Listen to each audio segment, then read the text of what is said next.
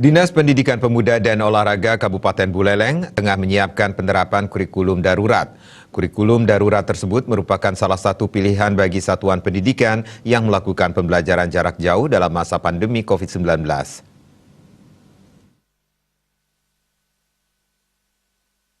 Kadisdikpora Kabupaten Buleleng Made Astika menjelaskan, kurikulum darurat ini tidak wajib diterapkan oleh seluruh sekolah di Kabupaten Buleleng.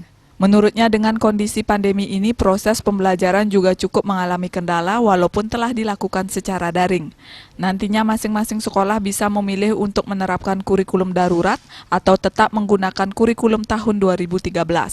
Terlebih lagi tidak ada perbedaan signifikan antara kedua kurikulum tersebut.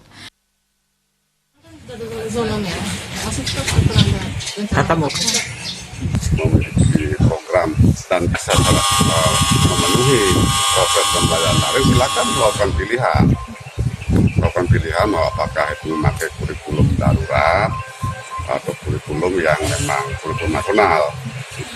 Mandiri itu adalah kurikulum darurat, jadi artinya KDKI-nya sudah dikurangi beberapa, namun tidak mengurangi dari arti dan terpenuhnya target-target kurikulum itu. Jadi untuk sekolah-sekolah yang PTM, kita belum boleh, tidak memungkinkan untuk itu karena memang zona kita. PTM itu kan pembelajaran tatap muka belum. Kita sedang melakukan persiapan juga dengan hal itu, dan sampai saat ini memang pengawas kita sudah turunkan semua.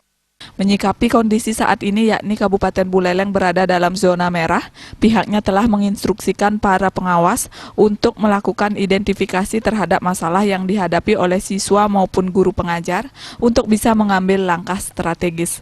Saat ini pemberlakuan pembelajaran tatap muka sudah tidak memungkinkan. Komang Yuda, Bali TV.